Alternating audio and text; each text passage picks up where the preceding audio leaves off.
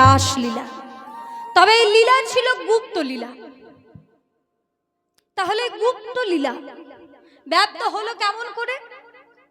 একদিন পার্বতী ভোলানাথকে জিজ্ঞাসা করছে, আচ্ছা স্বামী, কিসের আশায় দিনের পর দিন, রাতের পর রাত্রি এভাবে ছাই ভস্মগুলো গায়ে মেখে শ্মশানে ঘুরে বেড়াও? কি পাও ওই ছাই ভস্মগুলো মেখে? সকলের স্বামী আছে, তারা স্বর্ণ অলংকারে বিভূষিতা হয়ে থাকে, কিন্তু তুমি সদা সর্বদা ওই ছাই ভস্মগুলো মেখে শ্মশানে ঘুরে বেড়াও কেন? ভোলানাথ বললে, পার্বতী শুনতে চাও কেন আমি এই ছাই ভস্মগুলো মেখে আছি? যেদিন সমুদ্র মন্থন হয়, সমুদ্র থেকে বেরিয়ে আসা অমৃত পান করে দেবতারা অমরত্ব লাভ করেছিল, কিন্তু তলায় ছিল বিষ। সেই দিন থেকে ওই বিষ পান করে আমি হলাম নীলকণ্ঠ। ওই ছাই ভস্মগুলো আমি আমার অঙ্গে ধারণ করলাম। পার্বতী ভোলানাথকে জিজ্ঞাসা করলেন, স্বামী, আমার মনে বড় সাধ,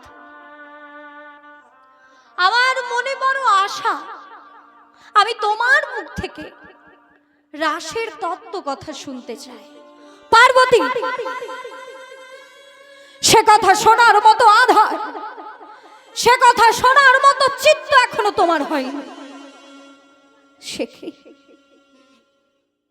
স্বামী, আমি তোমার অর্ধাঙ্গিনী, আমি তোমার সহধর্মিনী। আমার ইচ্ছা পূর্ণ করা তোমার কাজ।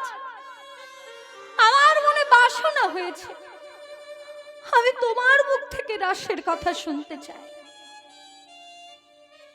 ভোলানাথ বললেন, বেশ, তবে শোনো পার্বতী, তোমাকে যেতে হবে কৈলাসের মহা শ্মশানে, যেখানে তুমি আর আমি ছাড়া তৃতীয় অন্য কেউ থাকবে না।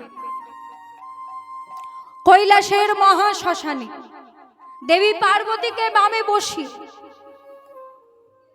ভোলানাথ বলছেন গুপ্ত লীলার কথা, রাস লীলার কথা। ভোলানাথ পার্বতীকে বলছে, আচ্ছা পার্বতী, তুমি যে শুনছো তা আমি জানবো কেমন করে? তাই তুমি আমার প্রতি কথার ছন্দে ছন্দে তালে তালে বলবে, হ্যাঁ, আমার শুনতে খুব ভালো লাগছে। তুমি আরো বলো, আমি আরো শুনতে চাই।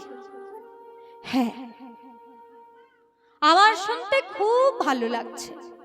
তুমি আরো বলো, আমি আরো শুনতে চাই। তবেই আমি জানবো তুমি জেগে শুনছো। এইবার বলছেন ভোলানাথ, আর শুনছেন কে? কথা শুনছে কে? রাসলীলার কথা শুনছে কে? মায়েরা, আপনারা শুনছেন না? সব ঘরের গল্প গলা করছিল। অনেক দিন পর দেখা, সেই জন্য গল্প জুড়ে দিলেন। রাসলীলা বর্ণনা করছে কে?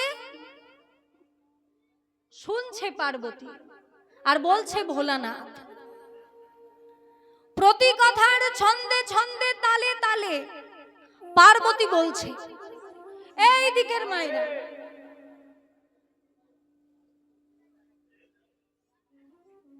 প্রতি কথার ছন্দে ছন্দে তালে তালে পার্বতী বলছে, হ্যাঁ, আমার শুনতে খুব ভালো লাগছে।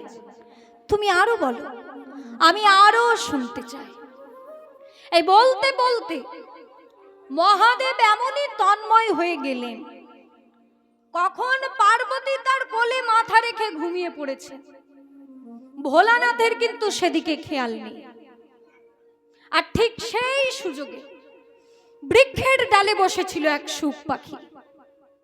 সেই শুক পাখি মনে মনে চিন্তা করছে, এখন যদি আমি উত্তর না দিই তাহলে ভোলানাথ বলা বন্ধ করে দেবে, গুপ্ত লীলা গুপ্তই রয়ে যাবে। তাই সেই শুক পাখি পার্বতীর ন্যায় কণ্ঠস্বর অনুকরণ করে প্রতি কথার ছন্দে ছন্দে তালে তালে বলছে, হ্যাঁ আমার শুনতে খুব ভালো লাগছে, তুমি আরো বলো, আমি আরো শুনতে চাই। এই দেখুন বাবা, ভোলানাথের একটু ভাং খাবার ইচ্ছা হয়েছে। ভোলানাথ পার্বতীকে বলছে, পার্বতী, ও পার্বতী, পার্বতী, তোমাকে দেখে মনে হচ্ছে তুমি অনেকক্ষণ আগে ঘুমিয়ে পড়েছো, কিন্তু একটু আগে কে যেন বলল, হ্যাঁ আমার শুনতে খুব ভালো লাগছে, তুমি আরো বলো, আমি আরো শুনতে চাই। ঠিক ঠিক যেন তোমার কণ্ঠস্বর, কিন্তু কে সে?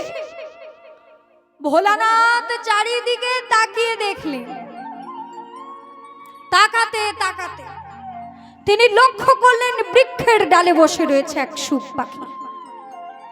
ভোলানাথ মনে মনে চিন্তা করলেন, এই শুক পাখি তো সমস্ত রাসলীলা শ্রবণ করেছে, তাহলে এই শুক পাখি সারা জগৎবাসীকে জানিয়ে দেবে গুপ্ত লীলার কথা, গুপ্ত লীলা ব্যক্ত করে দেবে।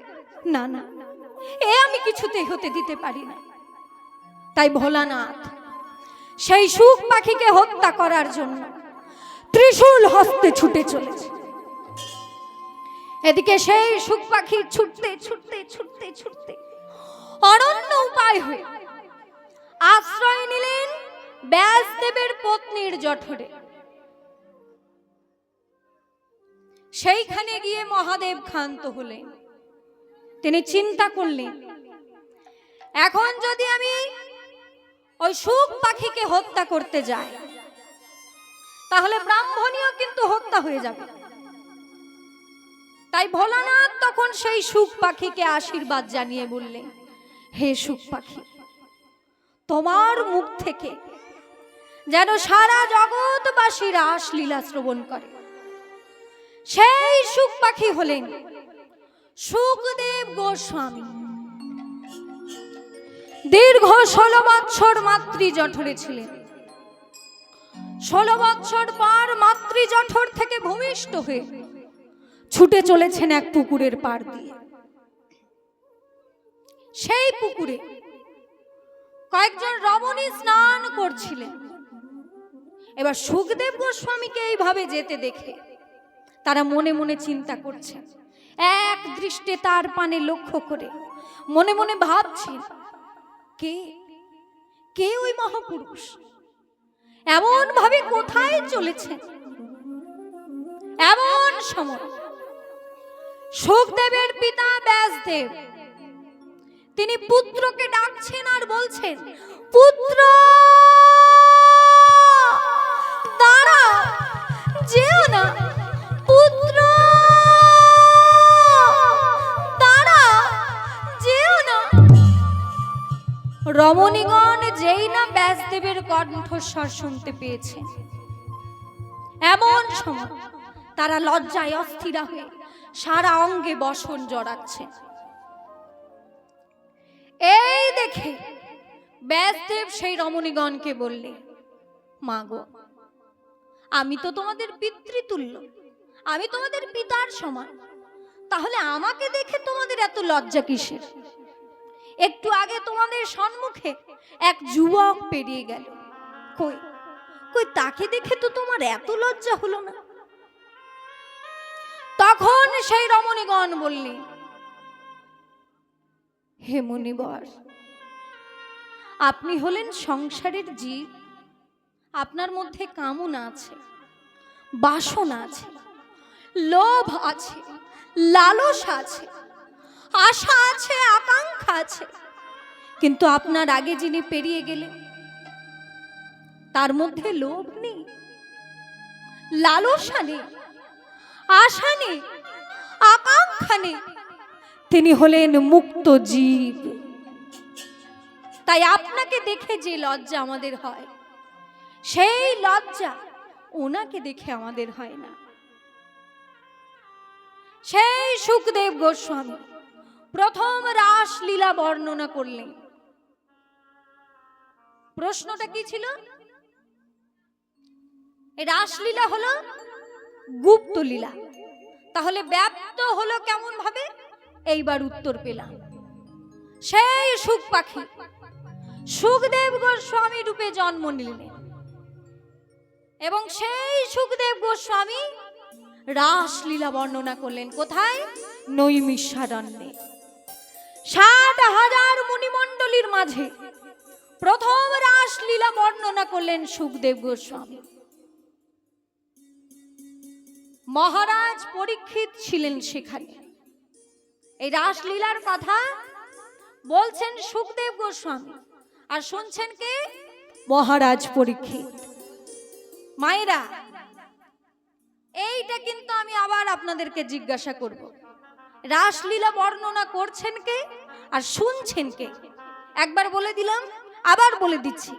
রাসলীলা বর্ণনা করলেন সুখদেব গোস্বামী আর শুনছেন মহারাজ পরীক্ষিত। তাহলে রাস কাকে বলে? আনন্দে আনন্দে মিলিত হয়ে যে আনন্দ উৎপন্ন হয়, সেই মহানন্দকে রাস রস কয়। দুটি যুক্তির অপূর্ব মিলনে যে চিন্ময় নিত্যানন্দ রস উৎপন্ন হয়, তাকে রাস বলে। আজকে ভগবানের মনে ইচ্ছা হলো, এ জগতে তো সবাই আমার, কিন্তু আমার মধ্যেও আবার আমার আছে। আমি সবাইকে সব কিছু দিয়েছি, সব কিছু পেয়েও যারা আমাকে স্মরণ রেখেছে, আমি তাদের সঙ্গে একাত্ম হতে চাই। আর এই মনোবাসনাকে পূর্ণ করার জন্য গোবিন্দ তিনি আজকে বৃন্দাবনের শোভা দর্শন করবেন। বৃন্দাবন মধুরম বৃন্দাবন সুন্দরম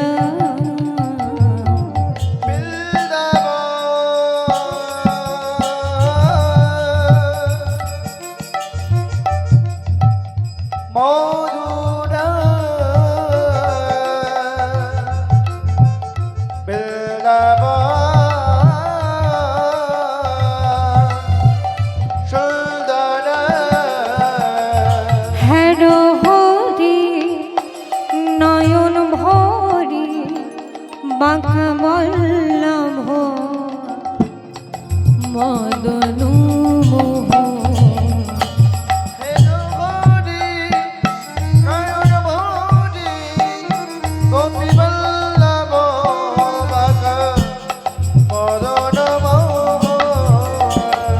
হ্যারো হরি নয়ন ভরি বাঁকাবল্লভ